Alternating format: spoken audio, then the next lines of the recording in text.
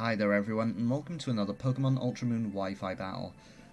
And as I said in the last video, we are continuing a little series of battles we had against a person called Max, a random passerby. Yes, we had a couple of battles, and they were pretty interesting. So here is the second one. He's changed up his team to something a bit stronger, in my opinion. That Aegislash, of course, I believe is still uber this gen. And here's the team I'm using. So let's see how it goes.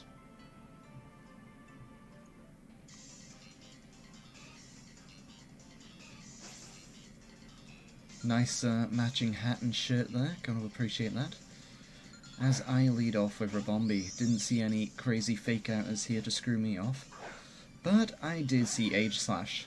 Aegislash is pretty nasty to see straight away, because there is literally nothing that Rabombi could possibly do to it. So, me being afraid that he's going to try and Sword Dance, I switch into Mamoswine. But we see they actually went straight on the offense here. And they go for Flash Cannon. That's not good. That's going to do a hefty amount of damage. Yeah, does tons of damage. A good 95 or more %.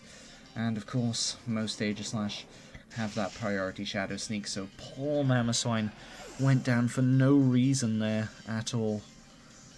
And Mamoswine would have been very handy later on in the game.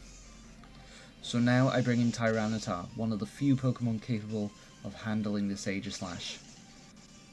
I figure now's a good time to go for my Dragon Dance, because he's probably going to go for King Shield, and we see that is the case, knowing that one hit from my Tyranitar would have taken it out in its offense form.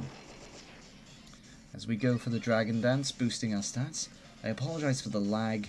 I really need to get a new computer. Yes, the CPU in my computer currently is not that great, but I'll be getting a new CPU in the next couple of months in preparation for Sword and Shield.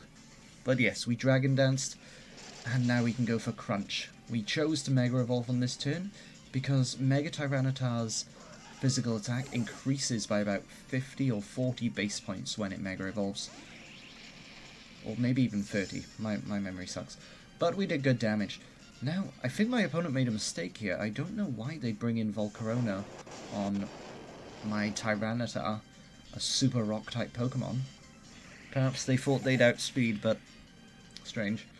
Down it goes, and in comes Como-o. Now, Como is going to give my team a lot of hassle, so I'm going to let Tyranitar go down here, do as much damage as I can with an Ice Punch, and it does do a nice chunk of damage with a critical hit. And in comes that close combat finishing me off. Unfortunate, but fine by me. You did well, Tyranitar. Rest.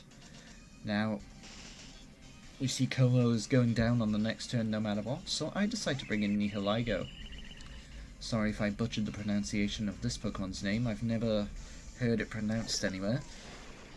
So I go for that Acid Spray, just in case my opponent wanted to switch, as it would have lowered my opponent's special defense. But yes, I get that Beast Boost, and in comes Milotic. Milotic, a powerful water type. And with a strong special defense, I don't think Nihilego is going to be cutting it here, so I'll actually switch into Delmise. I should have probably stayed in. Maybe I would have been able to take a Scald, but I don't know. Scald doing very little to Delmise there, and I should have seen this coming. I should have known he would switch into his Togekiss here, and I should have gone for my Steel move. But silly me, I just went straight for that Grass move because I wanted to do damage.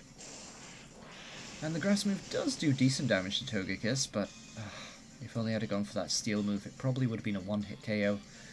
I decide to stay in here knowing I should be able to take at least one attack from Togekiss, but of course, Togekiss goes for Air Slash.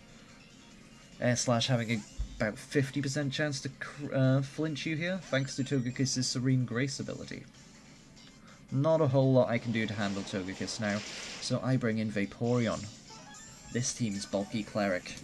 My Umbreon being my physical Cleric, and Vaporeon being my general all-around Cleric.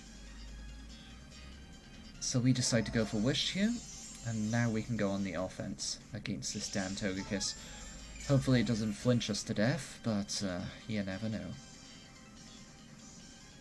So we see this thing actually has Shockwave, which is a surprise. I can't imagine a situation in which Shockwave would be useful. Better off going for the flinches here. I do hope to get a burn, but unfortunately that is not the case. But Umbreon's wishes are able to restore lots of HP, which is fantastic. As we see another Shockwave come out, much to my surprise. I went for the wish here to get rid of any damage it might do, and in case it did want to switch to those air slashes, I want to make sure I have the ability to heal myself before I'm flinched to buggery. So here, since he's gone for Shockwave the last few turns, I'm actually going to switch into Delmise, knowing that Delmise could eat a Shockwave, but unfortunately they switched up their tactics there and went for Air Slash, destroying Delmise. Very unfortunate, but oh well. It was quite a gamble. So now I bring in Nihilego, who is super effective against Togekiss in both its stabs, so good. But in comes Milotic. I figured they might switch into Milotic here, so I actually decided to go for the Acid Spray, which lowers your opponent's special defense by 2 stages. Unfortunately on Milotic it does activate that competitive ability, but my hope is that maybe with a lowered special attack I'd be able to 1-hit KO? Or at least 2-hit KO. So I go for my strongest move here, Sludge Wave. And it does nice damage, but nowhere near enough. As out comes Scald. And we see, ouch, that does a ton of damage, bringing me down to my Focus Sash with a critical hit. I wonder if that mattered there. But unfortunately we get burned, so my Focus Sash is moot. Very damn unfortunate for Nihilego as it goes down. But I have Rabombi left. And now with its lowered special defense, we should be able to do good damage with Rabombi. Even with a Protect here, and that Leftovers recovery, I'm pretty sure Rabombi's Moonblast will be able to take out this Milotic next turn. And lucky for me, Rabombi is super effective against that Tyranitar as well. So yes, we let loose the moon, and it brings down the Milotic. Fantastic for me, as in comes Tyranitar. Now, I doubt I'll be one-hit KOing Tyranitar here with its Sandstream boosting its special defense. But we'll go for the Moonblast, see how much we can do anyway. And if I'm lucky, maybe I won't die. Wow, that did very little damage. I'm surprised at how little that did, as out comes a Rock Slide, bringing us down to our Sash, but of course, in the sand, that's not going to help us. We're buffed by the Sandstorm, and down goes Rabombi. Very sad, but now we can bring in Vaporeon, who has a decent matchup against this Tyranitar. But I think, yes, goes for that Crunch. And did I go for the Wish here? Yes, I went for the Wish, wanting to recover my HP. The Sandstorm, unfortunately, negating my Leftovers damage, and I'm not sure if I could live another Crunch at this range, so I'm going to Protect to get that nice Wish recovery.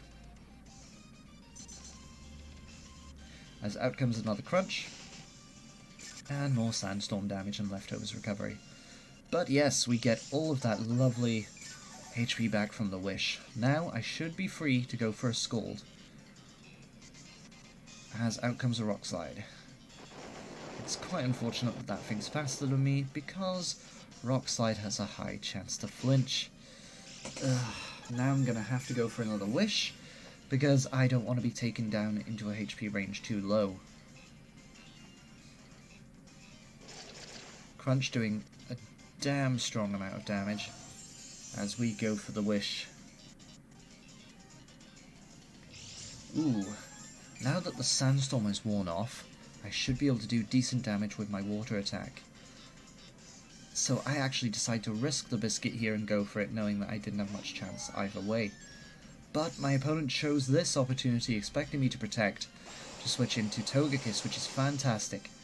Still no burn, unfortunately, but we've put Togekiss into a range where one more hit will finish it off, which is fantastic. Now, I've just got to hope I don't get flinched to death by Togekiss, with the stupidly high chance of a flinch from that air slash, but we break through and are able to land the Scald, finishing off Togekiss, and making me feel a lot better. Now we have a decent chance here. We should be able to hit Tyranitar pretty hard, but it does reactivate that sand, boosting its special defense once again. And at my HP range now, I'm going to try and go for a wish to get my health back. Hopefully I don't get flinched, but unfortunately I do. Very problematic. And at my HP range now, a Crunch and a Rock Slide will take me out. My only hope is that he goes for a Rock Slide and misses, as out comes a Crunch, which of course has 100% accuracy and does finish me off.